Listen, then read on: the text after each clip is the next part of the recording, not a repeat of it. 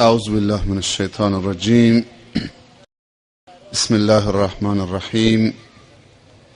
الحمد لله والصلاة والسلام علی رسول الله و علی آله و اصحابه و من والاه. اما بعد، السلام علیکم و رحمت الله تعالی و برکاته.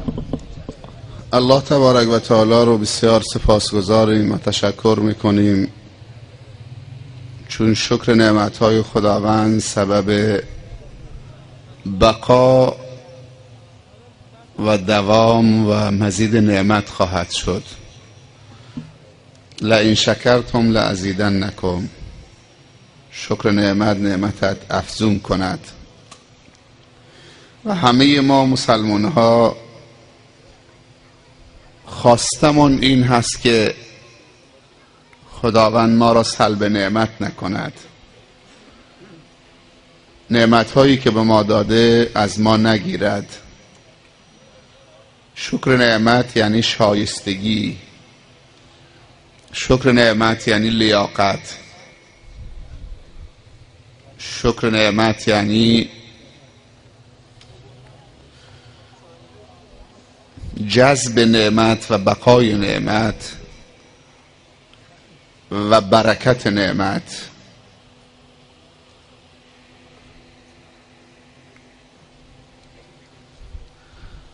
خداوند بر ما منت گذاشتن، نعمت عطا فرمودن. خداوند دوست ندارد که بندگانش از نعمتهایش استفاده نکنند، بلکه دوست دارد که بندگانش از نعمتها استفاده بکنن و خودشونو توانمند بکنن.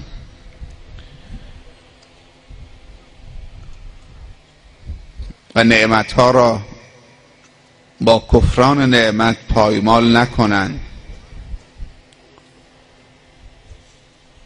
شکر نعمت بزرگترین قدرشناسی است و بزرگترین و بالاترین درجه ادب هست.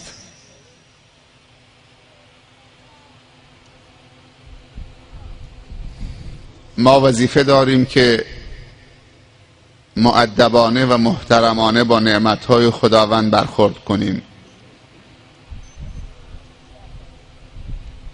و مؤدبانه ترین راه برخورد با نعمتها تشکر از خداوند هست و به کار گرفتن نعمتها جهت توانمندی جامعه اسلامی و انسانی.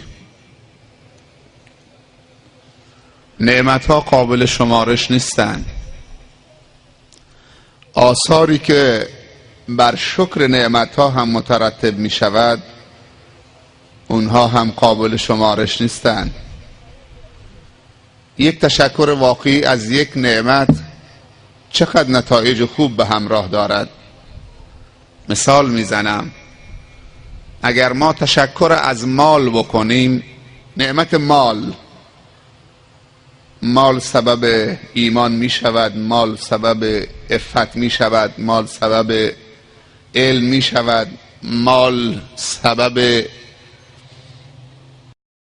وجود آمدن مربی و معلم و داعی و عالم می شود، مال سبب سلامتی می شود، مال سبب امنیت می شود، مال سبب خوشحالی و سلامتی و آزادی و استقلال و همه چیزهای خوب می شود. اگر ما توفیق برخورد صحیح با نعمتها را که همان شکر نعمتها هست پیدا بکنیم، قطعا جامعه ما رو به رشد و کمال خواهد رفت. برادرای بزرگوار و محترم و خواهرای بزرگوار و محترم، ما امشب در جلسه تشکر از خدا قرار گرفتیم. این مجلس سپاسگزاری و تشکر و مجلس تحدث به نعمت خدا هست. و اما به نعمت ربک فحدث. ما باید درباره خوبی ها صحبت بکنیم، چون نعمت را فقط خوبی ها میدانیم. بدی ها که نعمت نیست، اون نقمت هست که نعمت ها را پایمال می کند. این خوبی ها هست که می توان نعمت قلمداد کرد و از هر نعمتی رحمت تولید می شود، برکت تولید می شود، صفا و صمیمیت تولید می شود، انس و الفت و همدلی و همفکری و یکرنگی و صفا و صمیمیت و خوبی و خوشی تولید می شود.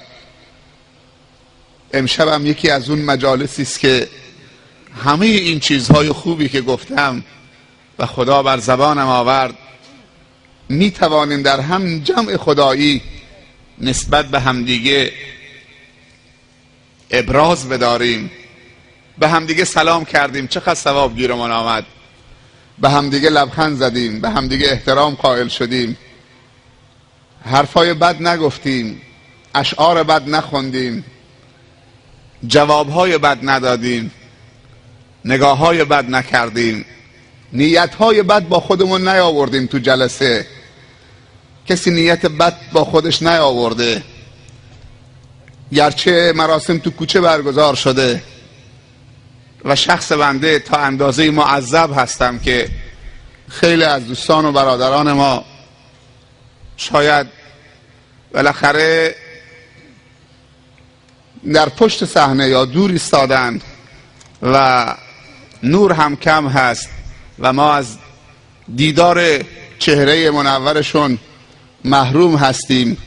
من عذرخواهی میکنم، ولی خداییش مجلس خدایی هست. تو اشعار بچه ها هم آشکار بود که این مجلس خدایی مبارک مبارک، اگر بیایی مبارکی مبارک. همینجا که نشسته بودم این بچه های عزیزمون میخوندن این مجلس خدایی مبارک مبارک، اگر بیایی مبارکی مبارک. وقتی مجلس خدایی باشه قطعا مبارک هست. مهم نیست که رو خاک بنشینیم، همه ما از خاکیم. این فرش هم که بالا انداختم برای ما، فکر نکنید که ما دوست داریم از شما بالاتر باشیم. همه مؤمنین مکمل یک جامعه اسلامی هستند. از مجموعه مؤمنین جامعه اسلامی به وجود میاد. باور بکنید ما دوست نداریم تنها برای ما پنکه بذارن، دوست نداریم تنها متکا پشت سر ما بگذارن. ما هم مثل شما خاکی باشیم، مثل شما راحت باشیم، ولی بعضی موقع دوستان یه کارهایی میکنن که اگر ما بگیم نه فکر میکنیم که شاید اونها را آزرده کرده باشیم. انسان مسلمان در همه مسائل با همدیگه شریکن. دین برای همه، اسلام برای همه، قرآن برای همه، سنت برای همه، الله برای همه. الله مال یک طبقه خاصی به اسم روحانیت نیست. روحانیت هم نیاز به رحم الله و دعای خیر همین افراد عادی دارند تا خدا رحمشون بکنه. ایمان برای همه، علم برای همه، هدایت برای همه، اخلاق برای همه. ما هم مال همه شما هستیم، هیچ تبعیض هم بین برادرامون قائل نیستیم. و امشب و دیشب و امروز این دو روزی که مهمان شما هستیم، در جزیره خوب شما هستیم، آنچنان دلبستگی به شما پیدا کردیم که واقعا دل کندن دیگه خیلی سخت شده برای ما. گرچه بچه ها از اون طرف زنگ زنن کی میای، برنامه ها تمام نشده، ولی خداوند با یک محبتی بین دلهای ما پیوند داده. تو این دو روزی که در جزیره مبارک شما بودیم، به مناطق مختلف رفتیم، دیدارهای مختلف داشتیم. خیلی باید از خداوند تشکر بکنیم که با وجود گرمای طاقت فرسا و شرجی طاقت فرسا و مشکلاتی که وجود داره، چقدر مردم ما علاقمندن، چقدر جوانای ما علاقمندن، چقدر خواهرها و برادرای ما ابراز محبت نسبت به دین خدا میکنن. دیشب مراسم درکو وقتی که تمام شد با هم برمیگشتیم با دوستان به لافت، تو ماشین با سید احمد با هم صحبت میکردیم، به من میگفت که تو نگاه چهره این مردم نکردید که آمده بودن تو این عروسی اسلامی شرکت کرده بودن، اصلا تو چهره هاشون میخوندیم که اینها همه برای توبه کردن آمدن. تو چهره هاشون همه حاکی این بود که اینها همه آمدن توبه بکنن. خصوصا بعد از زلزله اول قشم تا امروز همه سوال میکنن چه کار بکنیم که خدا این زلزله رو برداره و زمین و زیر پای ما آرام بکنه. نماز مغرب تا عشا مسجد ابوبکر صدیق در درگاهان بودیم، همین سوال دوستان کردن که چه کارهایی بکنیم که خداوند زمین و زیر پای ما آرام بکنه. احساس ناامنی میکنیم، احساسی به من دست داده که خدا از ما ناراضیه. 6 ماه الان فکر میکنیم که خدا از ما ناراضیه، نماز میخونیم، تلاوت قرآن میکنیم، فکر میکنیم که توبه کردیم، چطوری باید خدا رو راضی بکنیم تا دوباره نظرش نسبت به ما مثبت بشه، نظرش نسبت به ما اون نظری که هم خود خدا دوست داره و هم ما دوست داریم. واقعا دیگه طاقتمون به سر آمده، 6 ماه تو خونه هامون احساس امنیت نمی کنیم. متشکرم. گرما میشه با پنکه و کولر از بین برد، سرما میشه با بخاری روشن کردن از بین برد، گرسنگی میشه با غذا خوردن از بین برد، برطرف کرد. خیلی مسائل میشه برطرف کرد، دست خودمونه. فکر میکنیم میتونیم برطرف بکنیم. زلزله رو چطوری برطرف بکنیم؟ چه کسی باید زلزله رو برطرف بکنه؟ این زلزله‌ای که اینطوری اضطراب و پریشانی و ناامنی برای ما ایجاد کرده و آرامش رو از ما و خانواده و فرزندانمون گرفته. شب ساعت 12:30 چراغا خاموش کرده بودیم، خوابیدیم، بچه ها رو خواب کرده بودیم. اونایی که 5-6 تا بچه صغیر داشتن چه شده؟ درها رو قفل کردن، کلیدم کشیدن، گذاشتن یه جایی. زلزله شد، برقم رفت، وحشت زده شدیم، از خواب پریدیم. یه دستمون گرفتیم، یکی از بچه هامون، دست دیگه یکی از بچه هامون. بازم 2-3 تا بچه ها رو زمین موندن. به طرف در میخوای بری، کلید کجاست؟ بر رفته. چه صحنه بوده. از خواب پریدیم. خدایا کدوم توبه تو رو راضی میکنه؟ توبه الله رو راضی میکنه. اما این سوال رو از خودمون بکنیم، بارالله کدوم توبه تو رو راضی میکنه تا تو دوباره مال ما باشید و ما هم عباد تو باشیم، بندگان تو باشیم. اون توبه توبه نصوح هست. توبه نصوح توبه است که 5 تا شرط داشته باشه. 1 خالصا لوجه الله باشه، توبه شهرت و ریا نباشد، توبه به خاطر مردم نباشد، توبه خالصانه بین خودت و ربت باشد. 2 ترک اون گناه بکنیم، کوتاهی کردیم، تقصیر کردیم، ترک بکنیم. 3 هر وقتی که گناه گذشته یادمون بیاد اظهار پشیمانی و ندامت بکنیم و از خدا طلب عفو و بخشش بکنیم و پشیمان بشویم. شرط چهارم، تصمیم نهایی و قطعی بگیریم که تحت هیچ شرایطی اگر زمینه اون گناه از بیشتر فراهم بشه و مهیاتر بشه به اون گناه بر نگردیم. و شرط پنجم این که توبه قبل از وقت باشد. توبه بعد از وقت به درد نمیخورد و وقت 2 وقت است. سکوت رو رعایت بکنن که حواس من پرت میشه. هوا خیلی خنکه، همه چیزم هست، فقط سکوت رو رعایت بکنن.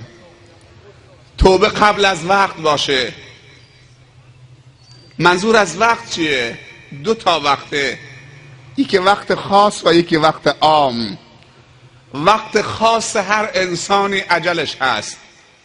پیامبر صلی الله علیه وسلم میفرمایند اگر روح انسان به حلقوم انسان رسید، در توبه تو صورت اون فرد بسته شده. من مات فقط قامت قیامته. کسی که اجلش رسید قیامت اون شخص برپا شده. و وقتی روح به حنجره و حلقوم رسید، خداوند در توبه رو در صورت اون شخص میبندد. دیگه توبه کارساز نیست، دیگه توبه جواب نمیدهد، دیگه توبه نجات نمیدهد، دیگه توبه کمک نمی کند، دیگه توبه انسان ربانی نمی کند، دیگه توبه انسان رو به خدا نزدیک نمی کند. کاری نکنید که وقت توبه خودمون رو به تأخیر بندازیم و قبل از وقت توبه نکنیم و بعد زمانی متوجه بشیم که باید توبه بکنیم که دیگه در بسته می شود. شاعر می گوید چون توانستم ندانستم، چون که دانستم نتوانستم. اون موقع که میتونستم، جوان بودم، میتونستم توبه بکنم، امروز فردا میکردم. نه، هنوز زوده، هنوز وقت هست، هنوز حیفه که خودمون رو دل مرده بکنیم. بذار عیش و نوش دنیا بکنیم، قبل از مردن یه روزی توبه میکنیم. همینجور امروز فردا، امروز فردا، امروز فردا. یک دفعه یک صحنه پیش میاد که فرصت توبه به انسان نمیده. بعضی موقع آدم صحنه هایی تو جاده ها میبیند، اونم ایران با اون همه تصادفاتش. یکی از کشورهای پیشرفته در تصادفات و صحنه جاده‌ای هست و خیابانایی هست. ایران یکی از پرتصادفترین کشورهای دنیاست. بعضی موقع آدم سر صحنه میرسه، تا 3 تا 4 تا جوان مسلمان با پراید رفتن زیر تریلی. وقتی میری که سقف بلند بکنی که مغزشون پرس شده، خیلی متاثر میشی، ناراحت میشی، پژمرده میشی، افسرده میشی. ولی وقتی در رو باز میکنن که جسدا رو در بیارن، 4 تا قوطی آبجو هم همراهش میفته بیرون. اون صحنه چقدر دلخراشه. جسد میخوان در بیارن، قوطی آبجو، لیوان شرابی رو یه جای خوردن، تو ماشینشون گذاشتن یا پره، میخوان برن تو مسیرشون، همراه اون جسد میفته تو جاده، رو زمین میفته.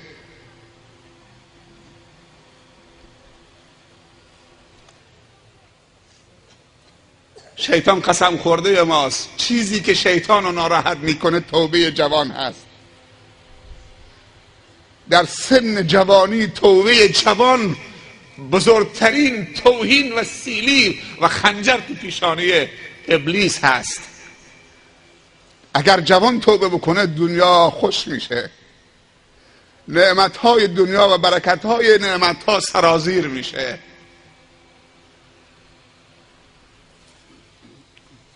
چون جوان توان گناه دارد. توبه پیرمرد به اندازه توبه جوانی که توان و قدرت گناه دارد و زمینه گناه دارد، زمین تا آسمان در قیمتشون تفاوت هست. گرچه خداوند همه توبه ها تا قبل از اینکه زمان توبه مسدود نشده باشه، وقت خاص نرسیده باشه، توبه پذیر است. و ما قبل توبه را می آمرزد. التائب من الذنب کمن لا ذنب له. چرا همش صحبت توبه میکنیم؟ در نماز جمعه گیادون صحبت از توبه کردیم. بعد از زلزله 6 ماه پیش جزیره قشم و زلزله پی در پی و متواصل این جزیره احساس نیاز شدید به توبه می شود، مثل که نیاز حالی ما فقط توبه نصوح است که همه دست جمعی توبه بکنیم تا نظر خدا را نسبت به خودمون مثبت بکنیم. ولو ان اهل القرى آمنوا واتقوا لفتحنا علیهم برکات من السماء والارض. اگر اهل روستایی و قریه یا جزیره‌ای یا قومی یا ملتی دو صفت داشته باشند، ایمان به خدا، ایمان صادق داشته باشند و تقوای خدا و ترس خدا تو همه زمینه‌های زندگیشون جریان داشته باشه. ما میگیم تقوا فقط در مسجد از خدا بترس. در مسجد آدم خوبی میشیم، روز جمعه در نماز عید آدم خوبی میشیم، در نماز 5 وقت آدم خوبی میشیم.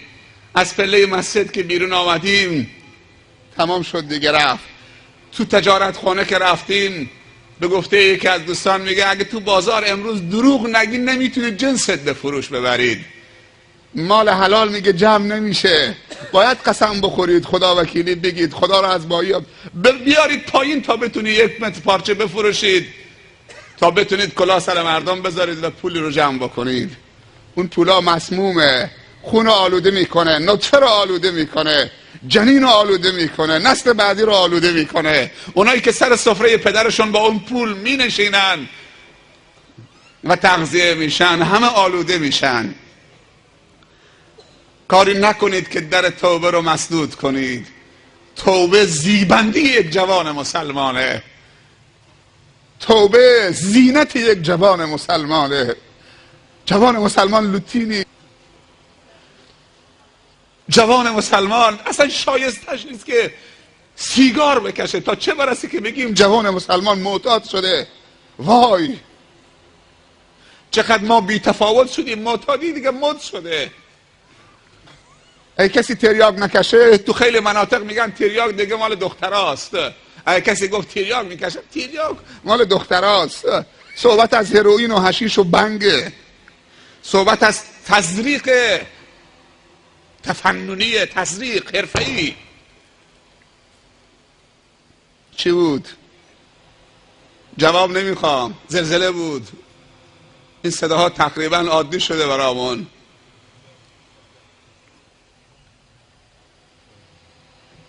این صداها ما رو نمیترسونه، این که زمین به لرزه ما میترسیم. هیبت خدا داخلشه.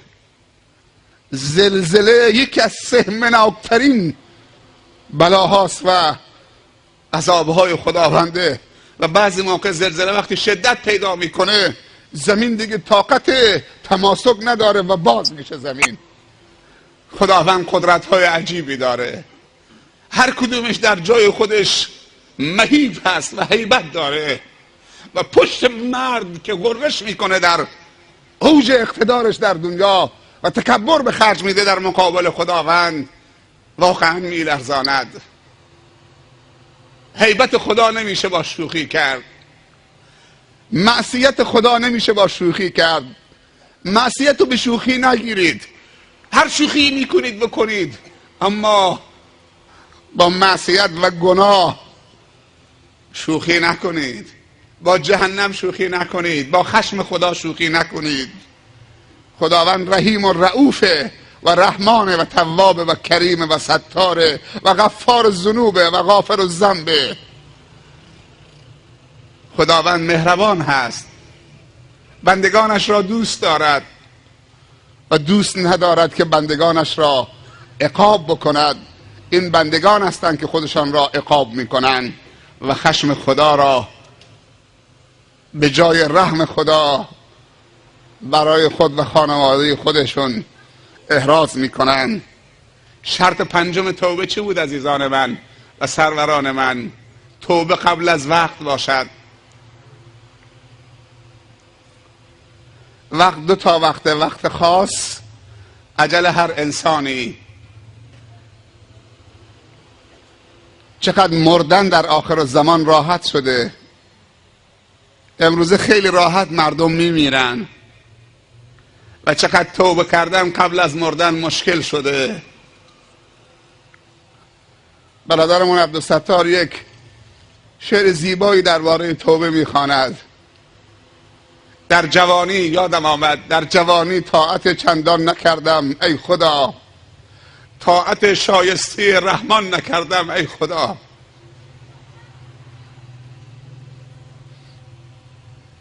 در جوانی طاعت چندان نکردم ای خدا، طاعت شایسته رحمان نکردم ای خدا.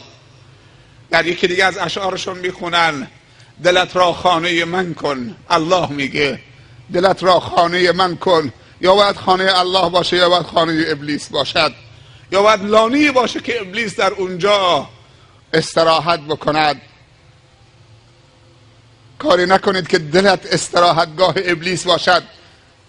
رو تخت خواب دلت دست بذاره زیر سرش راحت، این دیگه کارش ساختم، این دیگه ملک منه، به هر طرف میخواهم میچرخانمش. اینو از خداش گرفتم و جداش کردم، در اختیار منه.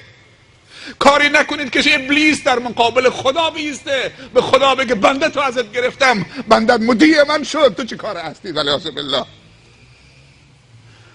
هر مسلمانی که معصیت خدا میکنه، ابلیس در مقابل خدا گستاخ میشه و به خدا میگه نگاه کن چطوری بنده تو گرفتم، اسمش هم محمده، اسمش هم علی است، اسمش هم فاطمه است. تو دوست داری که ابلیس در مقابل الله اینطوری گستاخ بشود؟ اللهی که این همه ما را دوست دارد. اما وقت دوم وقت عمومی است. وقت عمومی چه وقتیه؟ پیامبر صلی الله علیه وسلم فرمود زمانی که خورشید از مغرب طلوع بکند در توبه تو صورت همه بسته می شود. فکر می کنم وقت این رسیده که از وقتی صبح بلند میشیم نگاه آفتاب بکنیم که از کدوم طرف داره طلوع میکنه.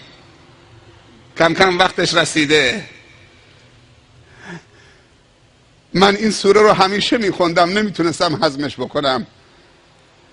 28 سال از زمانی که منو فرستادن مکتب خونه، قبل از انقلاب یا قبل از انقلاب، شاید بیشتر، نزدیک 35 ساله، 28 ساله که ما رفتیم، بالاخره 27 ساله که رفتیم مدینه و برگشتیم.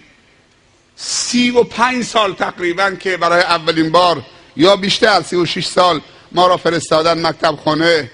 از همین سوره های قصار آخر قرآن شروع کردیم تا رسیدیم به اذا السماء انفطرت، اذا البحار فجرت، اذا البحار سجرت. گفتیم این آیات چیه؟ معنیش نمیفهمیدیم. رفتیم درس خوندیم، رفتیم دانشگاه اسلامی، بازم خوندیم، تفسیرش خوندیم، اذا البحار فجرت، اذا البحار سجرت. تفسیرش خوندیم، معنیش فهمیدیم، هضمش برای ما مشکل بود. که خداوند میگه یکی از نشانه های آخر الزمان این که دریا منفجر میشود. اذا البحار فجرت، دریا منفجر میشود. چطوری منفجر میشود؟ ما انفجار بمب دیده بودیم، انفجار دریا رو ندیده بودیم. در جای دیگه می اذا البحار سجرت، دریا به جوش می آید، یک پارچه جوش می شود،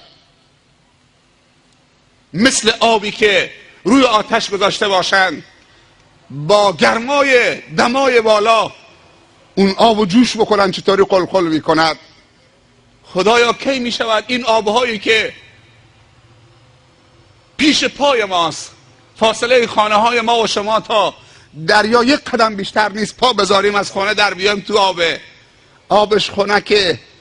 اگر این منفجر بشود، اگر این به جوش بیاید، افروخته بشود، چه می شود؟ تفسیرش هم خونده بودیم اما نمیتونستیم درست هضم بکنیم تا اینکه خداوند در جریان سونامی اقیانوس هند نشونمون داد که چطوری دریا منفجر می شود و چطوری دریا به جوش می آید. کوههای آتشفشانی که در اون منطقه بوده با اون زلزله قویی که زیر آب 9 رشتر زلزله میشه، زمین جابجا میشه، مواد مذاب داغ میاد چه وارد آب دریا میشود.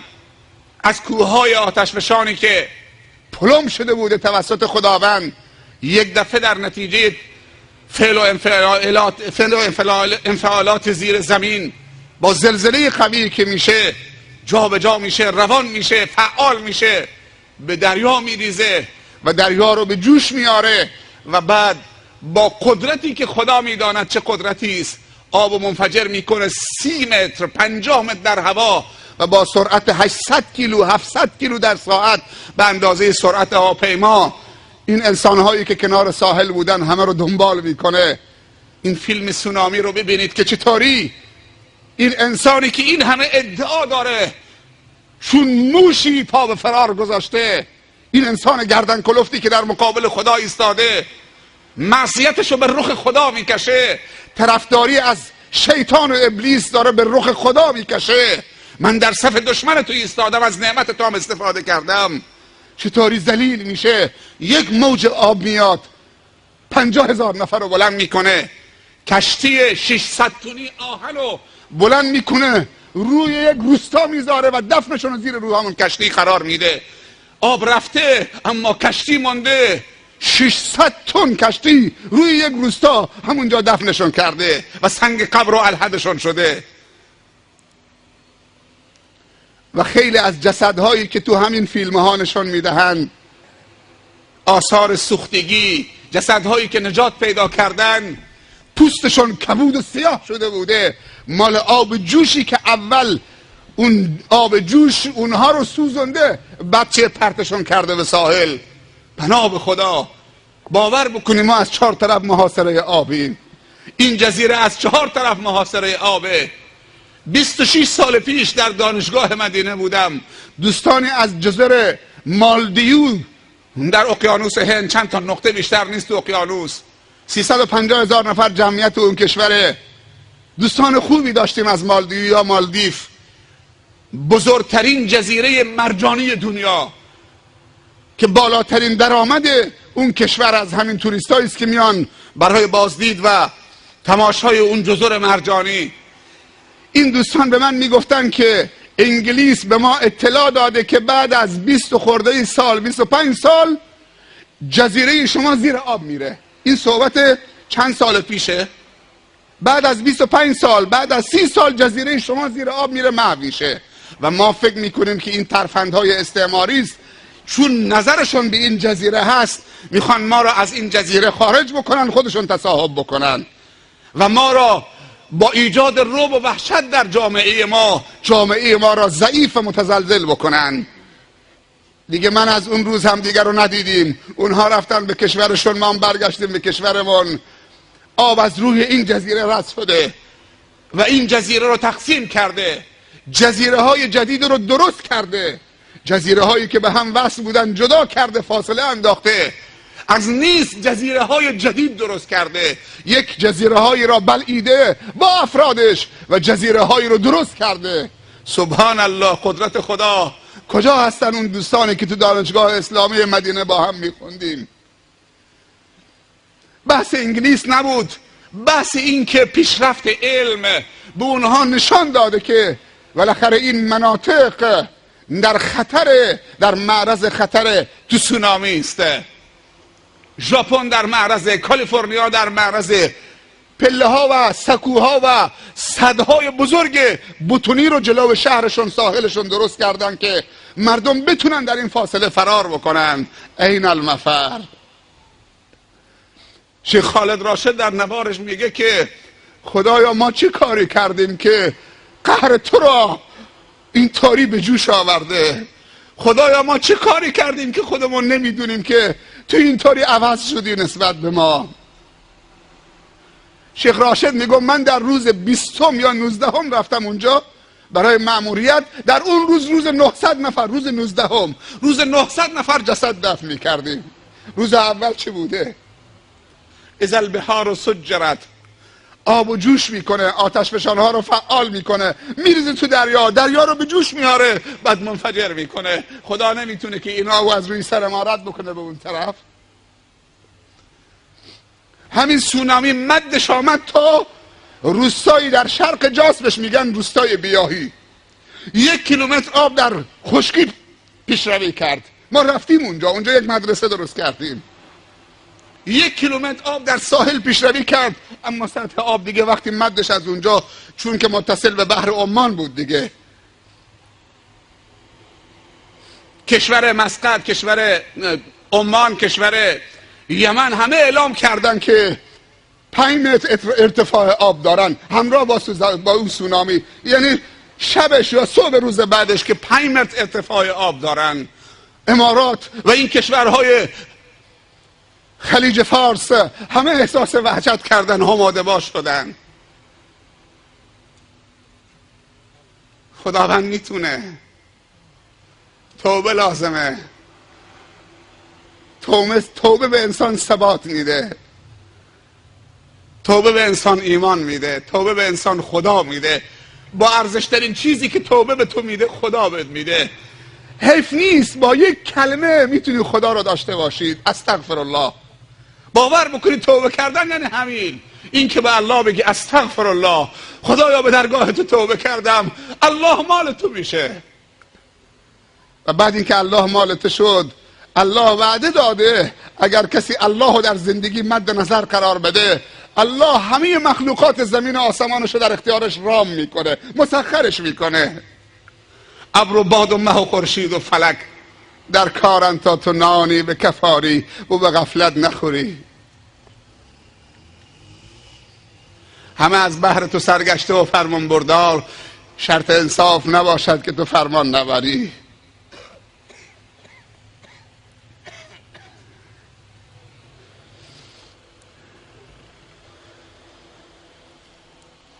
امروز چقدر مردن راحت شده. باور بکن از هر طرف احساس خطر داریم میکنیم. فاصله ما تا زلزله بم، سونامی، زلزله های دیگه، برفی که در رشت آمد و در شمال آمد، 2 متر بعد 1 متر برف چه رو سقف خانه هاشون. خدا میدونه چند نفر مردن. اخبار که واقعیت نمیگه، اخبارها که واقعیت نمیگن. سیل گلستان، اون جنگل گلستان، فکر میکنی تو بهشت قرار گرفتید. چقدر اونجا مشغول عیشونوش بودن. در اعماق جنگل خدا میدونه چه کار میکردن، چه بساطی داشتن که این سیل میاد همه بساطشون رو جمع میکنه. آب از نیست تبدیل به سیل میشه. اصلا تعجب میکنی که این آب کجا بود؟ روی زمین که نبود، از داخل زمین در آمده و از آسمان ریخته. سیل قلات هم از ما دور نبود. به ما خبر دادن، چون پدر من تو قلات بود، اونجا ملک داشت، زندگی داشت. خبر دادن که رودخانه کل سیل آمده، از روی پل داره آب میره، پل رو بلند کرده. ما رفتیم تماشا بکنیم. رفتیم اونجا، یک مأموری بود منو قبلا میشناخت، گفت پردل برو که بابات آب برد، داخل شهر برو، آمدی رودخانه رو ببینی. گفتم داره شوخی میکنی. بالاخره به زور ما رو منصرف کرد که بریم به روستا. حالا که رفتیم که یک رودخانه ایجاد شده بین اون قسمتی که پایینن و شهر قلات، هیچ کارش نمیشه کرد. ساعت 9 شب کم کم هوا وحشتناک میشد، آسمان تاریک میشد و غرش های عجیب و آب تو کوچه های قلات کم کم چه از ساق پا به زانو و به ران و به کمر میرسید. ما سریع برگشتیم، هیچ جا حاضر نبودن هلیکوپتر بفرستن. رفتیم به سورو، قایق برداشتیم و تعدادی جوانا موتور قایق آوردیم قلات که حالا آب آمده به سینه رسیده. خیلی فضای وحشتناکی بود، خیلی مهیب بود. قایق بردیم، 2 سرویس نجات پیدا کردن. گفتم بابا بیا بریم سورو. گفت نه حالا دیگه اینجا امنه، حالا آمدیم بالا. بابا ما بریم. گفت برید. کسی نمرد، تلف نشد. ما آمدیم سورو. گفتیم بریم تا مسیر چاهو نگاه بکنیم، از اون طرف رودخانه چه دوباره یه لبه رودخانه طرف چاهو و بلندو و سودروس. تا نزدیکای چاهو رسیدیم دیدیم که صدای پرندگان تو جنگل خیلی وحشتناک شده، اصلا پرنده ها دیوانه شده بودن تو جنگل. گفتیم همینجا توقف، این صدا خیلی صدای مهیبیه. هم پرندگان دیوانه شده بودن و هم صدای هیبت آب توی این دشت. نمیدونستیم، تاریک بود دیگه، چه خبره. از همونجا دنده عقب گرفتیم آمدیم خانه. صبح زود رفتیم یه سرکشی بکنیم که رودخانه چه پل بلند کرده بود آورده بود تو شهر. حالا دیگه کل شهر محاصره است، هیچ کارش هم نمیشه کرد. مسجد جامع قلات نیت من تمام بود، سقفش گرفته بودن، در و پنجرش نگذاشته بودن. میگفتن مردم اون شب همه پناه آوردن به خانه خدا، تو خانه هاشون احساس امنیت نمی‌کردن.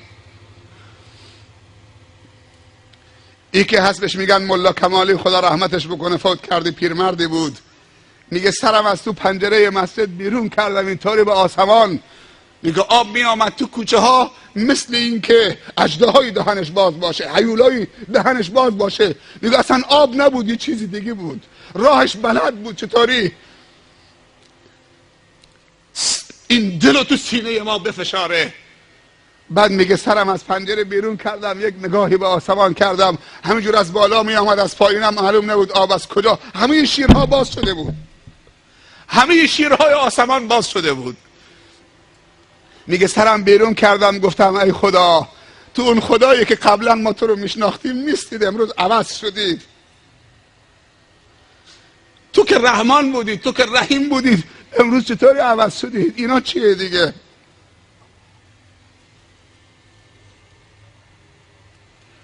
خدا که عوض نمیشه، صفات خداونده. تو مرتبط به هر صفت شدی همون هست. اگر تو رحم کردی خدا رحیمه، اگر تو طاعت کردی خدا کریمه، اگر تو اعتراف به گناه کردی خدا توابه. نمیگه گناه نکن، میگه توبه بکن. گناه آدم میکنه، نمیگه اشتباه نکن، میگه معذرت خواهی بکن، تصحیح بکن. اذا عرفت فلزم، حالا که فهمیدین دوباره بگیرش. میگه سرم بیرون کردم، گفتم خدایا تو که رحمان بودی، تو که رحیم بودی، تو که صبور بودی، امروز چت شده؟ عوض شدی، امروز قهار شدی، جبار شدی، منتقم شدی. از کی میخوای انتقام بگیری؟ ما که ضعیفیم، خدا انتقام نمیگیره چون در خور من و تو نیست. وقتی تو پشت به خدا کردی، خدا را از زندگی در کردی، عذاب دیگه همینه. انسان وقتی تو دلش و تو زندگیش خدا نداشته باشه، دیگه بوی امنیت و بوی آرامش و استقرار و اطمینان و اینا دیگه روحی و روانی نیست. ذکر خدا با خم و راست شدن نیست. ذکر خدا آرامشی که بر دل انسان می نشینه. ذکر خدا یعنی طاعت خدا در همه زمینه های زندگی. فذکرونی اذکرکم، در همه زمینه های زندگی ذکر خدا بکنید. ذکر خدا یعنی پارچه رو درست متر کردن، یعنی کیلو رو درست وزن کردن، یعنی آب رو میگو و ماهی نریختن و سطل زیرش بسته است، آب کجا میره؟ تو ماهی میکشی یا آب میکشی به مردم میدید؟ ویل للمطففین الذین اذا اکتالوا علی الناس یستوفون و اذا کالوهم او وزنوهم یخسرون. ذکر خدا یعنی تهمت نزدن به زنان پاکدامن. ذکر خدا یعنی بهتان نزدن. ذکر خدا یعنی غیبت نکردن. ذکر خدا یعنی همیشه به یاد خدا بودن و طاعت خدا کردن و معصیت خدا نکردن. ذکر خدا یعنی فقیر نوازش کردن. ذکر خدا یعنی یتیم نوازش کردن. ذکر خدا یعنی مشکل مردم رو حل کردن به خاطر خدا. ذکر خدا به مردم احترام قائل شدن، به مردم سلام کردن، جواب سلام مردم جوابشون درست دادن، دستشون گرفتن، احوال پرسشون کردن. اگر هنر و فنی بلدی کمک مردم بکنید. شما میتونی یه دستگاه فشار خون بخرید 50,000 تومان، 60,000 تومان از دبی بیارن، برید تمرین بکنید، آمپول زدن، سرم وصل کردن، اینا ثوابه. باور بکنید ثوابه.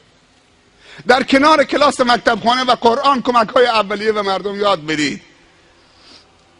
دختر روستایی بتونه سرم وصل بکنه، زنهای روستا محفوظ میشوند. دیگه نیاز به فلان درمانگاهی که یک دکتر و یک نمیدونم پرستار مرد هست اونجا، چه نیازشون پیدا نشه. یه دستگاه فشار خون فشار مردم بگیرید اطمینان پیدا بکنه. کارهایی که از انسان برمیاد، پانسمان. بعضی موقع یه نفر زخمی میشه در به در تو خونه ها دنبال بتادین و بان میگردن، نیست، دنبال زخم چسب زخم میگردن. بخر بذار تو خونه، یه وقتی کسی نیاز پیدا میکنه شبی نصف شبی همین بتادین کارسازه.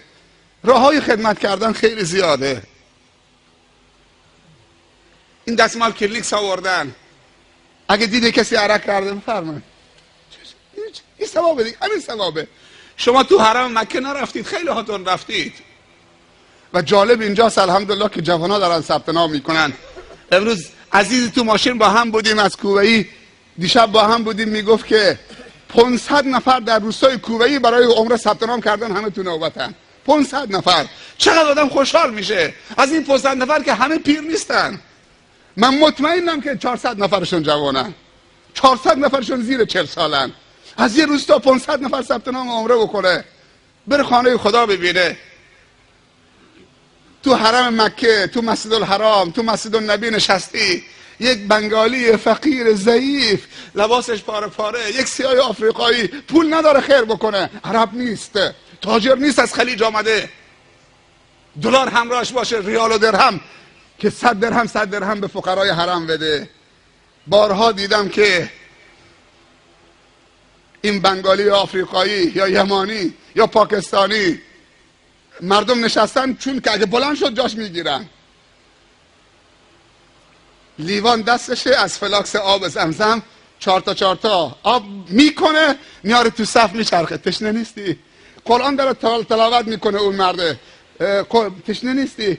ولی اگه بلند بشه قرآنش قد بکنه، میره برو آب بخوره، چه جاش میگیرن. آب بهش میده، تشکر میکنه، ثواب تلاوتش هم چه نصیبش میشه. بعضی ایستادن که رحل برای مردم بیارن، قرآن نمیخوای تلاوت بکنی من بیارم، میاره، موقع جمع کردن هم جمع میکنه میذاره، ثواب دیگه. همه که پول نیست، همه که پول ندارن ثواب جمع بکنن. و همه این ثوابا اگر خدا به پول مرتبط کرده بود فقرا بدبخت میشدن. ولی فقرا 500 سال زودتر از تجار به بهشت میرن. بهشت دارالسلام و دارالمساکینه. با یتیم و حمایت از یتیم و بیوه‌زن و ارامل و ایتام و فقرا و مساکین آدم به بهشت میره. با ترحم به اینها آدم به بهشت میره. تا بگی ثواب هست، که اهل ثواب جمع کردن باشه. قرآن بلد نیستی، کلاس زبان بلدید؟ میتونی زبان انگلیسی کلاس بذارید؟ میتونی کامپیوتر کلاس بذارید؟ میتونی نقاشی کلاس بذارید؟ عزیزمون اعلام کرد درباره مواد مخدر نقاشی بنویسید، نقاشی بکشید. بهترین نقاشی عنوان بدهید، عنوان نقاشی مواد مخدر. بچه ها نقاشی بکشن جایزه بگیرن. عنوان فهمیدین؟ کلاس نقاشی میتونی بذارید، کلاس خطاطی میتونی بذارید. امشب چیه اینجا؟ عروسیه، فراموش کردم. پس نه، ما میخوایم شاد باشیم. اسمش عروسی باشه، اسمش هر چی باشه، ما میخوایم شادی واقعی بکنیم. اشکال نداره چند قطره اشک هم بریزیم، گرمان بخوریم، ولی هنگام مردن کلمه به زبانمون بیاد. غسل بزنیم، وضو بگیریم، شب جمعه یا روز جمعه شهاده بدیم، لباس سفیدم پوشیدیم، چه نفس خالی بکنیم. شادی واقعی کجاست؟ که تو عروسی شراب بخورم برقصم؟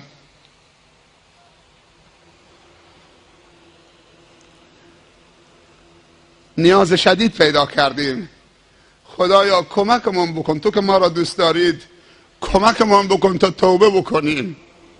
به هر طوری شده ما را به دین خودت بر بگردان، اگر شده با مشت لگد سیلی.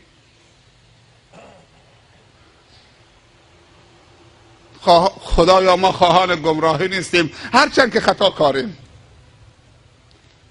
هرچند که خطاکاریم، لغزش داریم، ولی نمیخوایم گمراه باشیم ولی دالین باشیم و مغضوب علیهم باشیم. خدایا ما میخوایم از جمله کسانی باشیم که از نعمتهای تو برخوردارند. من همراه صدیقین و شهدا و صالحین باشیم. احب الصالحین ولست منهم لعل الله یرزقنی صلاحا یظن الناس بی خیرا و انی لشر الناس ان لم تعف عنی. خدایا همه مردم نظر نیک به ما دارن، فکر میکنن ما آدم خوبی هستیم. خدایا ما را خوب بگردان و دوستان ما که چنین نظری درباره ما دارن، خدای اونها را هم خوب بگردان، اونها را هم هدایت بکن، خانوادهشون هدایت بکن، فرزندانشون هدایت بکن، زن و بچهشون هدایت بکن، همسایه هاشون هدایت بکن، دوستانشون هدایت بکن، همه را هدایت بکن. اونهایی که نظر نیک به ما دارن و فکر میکنن که ما سبب خیر برایشون میشیم، خدایا دعای این عزیزانم در حق ما قبول بفرما تا ما هدایت بشیم. ما هم تلاش میکنیم و دعا میکنیم خدایا به برکت این جلسات خدایی همه این جمع را آمرزنده بگردان، همه این جمع را بهشتی بگردان، همه این جمع را با برکت بگردان، توبه نصوح نصیبشان بگردان. به بانیان این مجلسی که سبب خیر و برکت برای این جمع شدن جزای خیر عنایت بفرما، خیر و برکت سرازیر زندگیشون بگردان. اونها چه کسانی هستند که امشب سبب خیر برای ما شدن؟ خیلی هستند در جامعه ما گستاخانه سبب شر برای جامعه ما میشوند. اینم عروسی کرده، اونها هم عروسی میکنن. این عروسی مؤمنین دعوت میکنن، گلاب سرمان میریزن، خوشبو میشویم. اون عروسی ها شراب میریزن تو جامعه و تو عروسی و معصیت خدا و خواننده های بی تقوا و بی شرم و حیا میان مسائل ناموسی مردم مطرح میکنن. مردم هم غافل مست کردن، دارن میرقصن، غافل از عذاب خدا و یا غافل از یاد خدا در غفلت به سر میبرن. خدایا تفاوت بین این مجالس چقدر است، چه آرامشی توی این مجالس هست.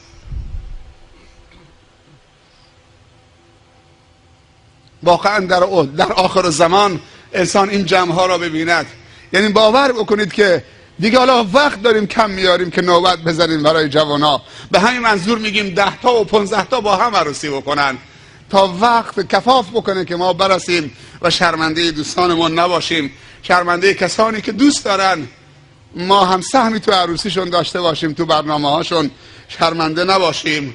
امروز ما شرمنده شدیم، جناب شیخ بزرگواری کردن، حقیقتا شیخ صدیقی هم تشریف دارن، شیخ عبدالرحیم بزرگواری کردن، شیخ سید حبیب الله صدیقی تشریف دارن، دیگر علما و شخصیت ها تشریف دارن. شرط نیست که حتما ملا صحبت بکنه یا عالم دین صحبت بکنه، اساتید، معلمین، فرهنگی ها میتونن صحبت بکنن. این عزیزمون درباره اعتیاد صحبت خوبی کرد، حمایت بکنی، این نمایشگاه خیلی خوبیه. درباره اعتیاد عکس، پوستر، فیلم، سی دی است، روانشناسا، مدیران، شخصیت ها همه میران اونجا، حمایت بکنی، درس عبرت داخلشه.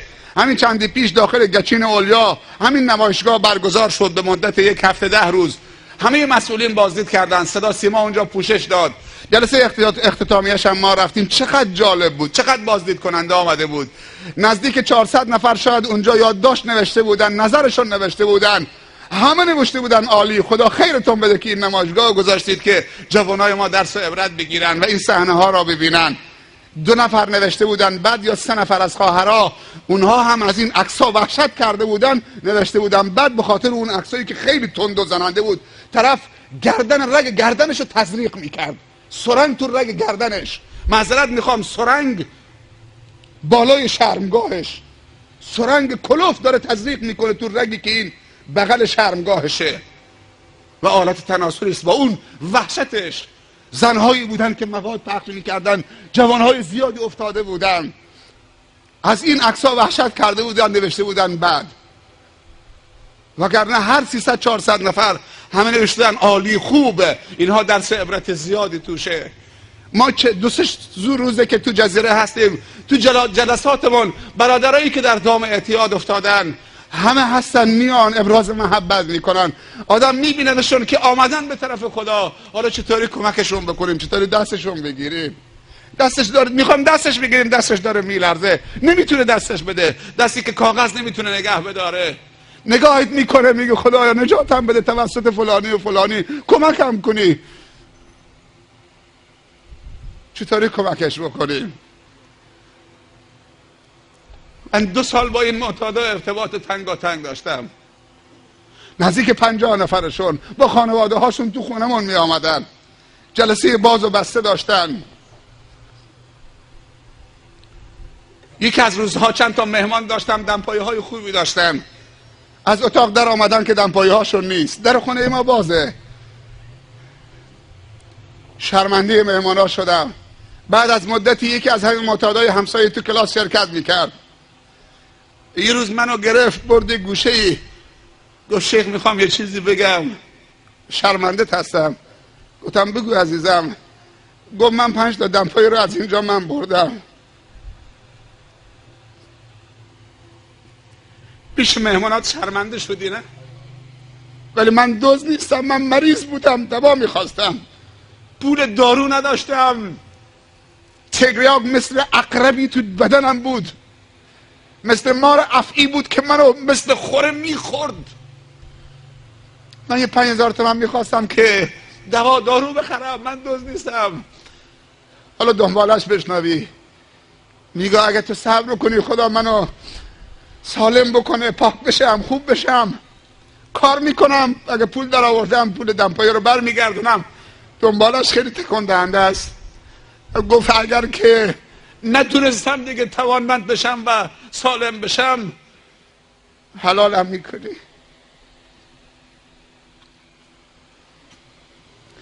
یکی دیگه دروازه‌بان تیم ملی، تیم نوجوانان یا جوانان کشور انتخاب شد.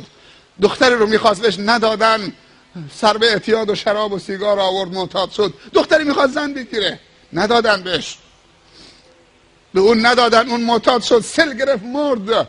رفتن به یک معتاد و دزد دیگه دادن.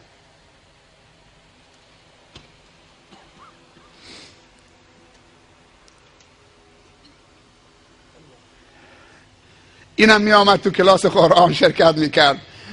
قبل از اینکه بیاد تو کلاس همیشه قرض برق خونش دستش بود. چه 2000 تومان نداری برقم قطع میکنن، تو دیگه چی داری که برقت قطع بکنن؟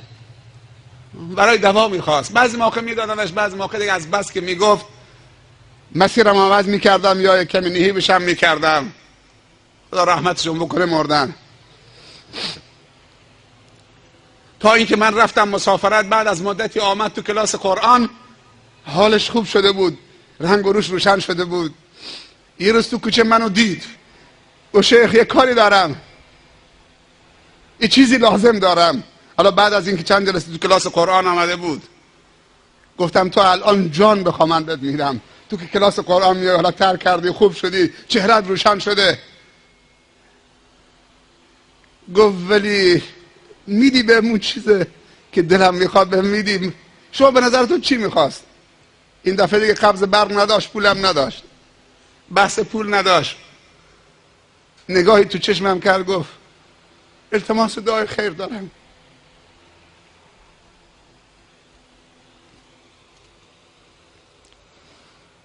التماس دعای خیر دارم.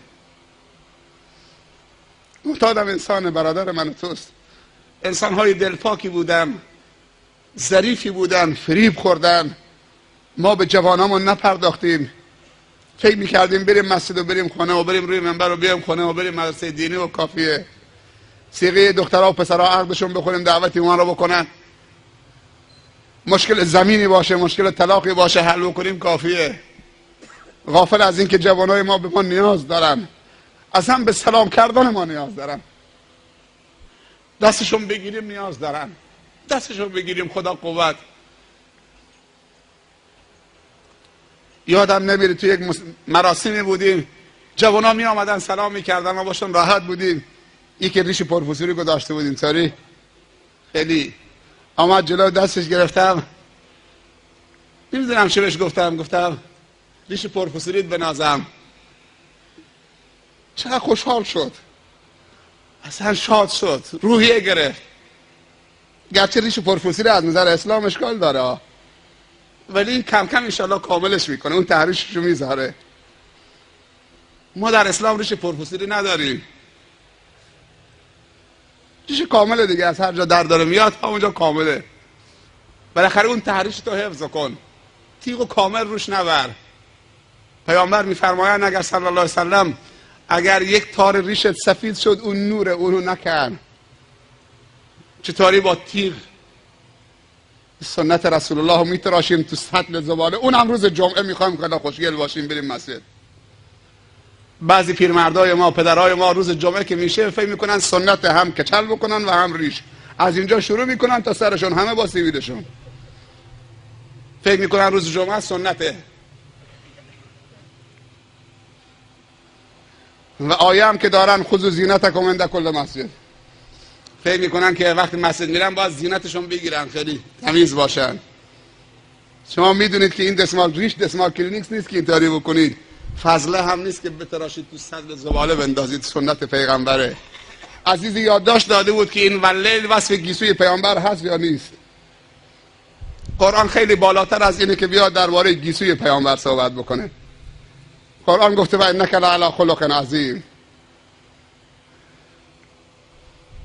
قرآن اخلاق پیامبره و اونهایی که تو کتابها در شب 12 در ماه مولودی یا در ماه تولد پیامبر میان وصف میکنن که کتف پیامبر اینطوری بود، رنگ پیامبر اینطوری بود، گیسوش اینطوری بود و از اخلاقش فاصله دارن، دردی رو دوا نمیکنه. حالا تو بدونید که موی پیامبر تا کجا بوده، یا بدونید که مثلا یه وقتی یکی از من سوال کرد که اولین کسی که روی زمین ختنه شد کی بود؟ اولین کسی که ختنه شده کیه؟ حالا چه علمی بهت اضافه شد؟ در اسلام سوالی که عمل شرعی و مفید روی اون مترتب نشه اون سوال ممنوعه. هر سوال باید عمل مفیدی روش مترتب بشه اگر علمش بدانید، وگرنه اون سوال کردن ممنوعه در فرهنگ اسلام.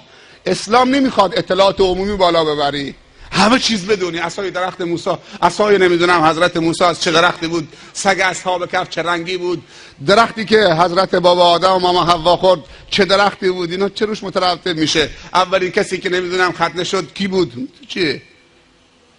اطلاعات عمومی نمیخوایم. عمل کم بهتر از اطلاع عمومی زیاده. عمل لازم هست. در اون زمان صدر اسلام که دنیا را گرفتن، در اون فاصله با امکانات کم و وسایل ارتباطی کند، امروز ما با هواپیما داریم میریم، امروز ماهواره و اینترنت و نمیدونم فلان و بی سیم و موبایل در اختیار، میشه راحت چه تماس گرفت، ارتباط برقرار کرد. ولی چقدر برکت ضعیف شده چون در عمل سستیم. صحابه اگر احساس میکردن که ایمانشون یه ذره ضعیف شده دست هم میگرفتن، بیا 1 ساعت بنشینیم مؤمن باشیم. باور بکنید تا احساس میکردن که ضعیف شدن 4-5 نفر با هم می‌نشستن یک جلسه، بیاید بنشینیم تا ایمانمون تقویت بکنیم.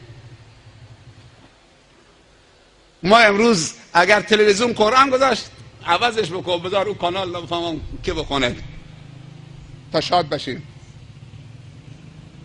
عروسی اسلامی میگن همه عزاداریه.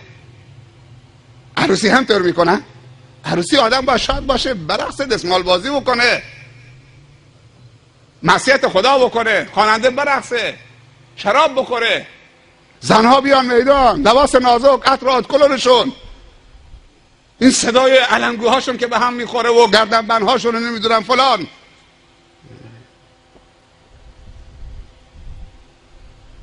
توبه بکنیم قبل از اینکه آفتاب از مغرب طلوع بکنه. امشب عروسی 4 نفره. این 4 نفر برای ما خیلی عزیزن.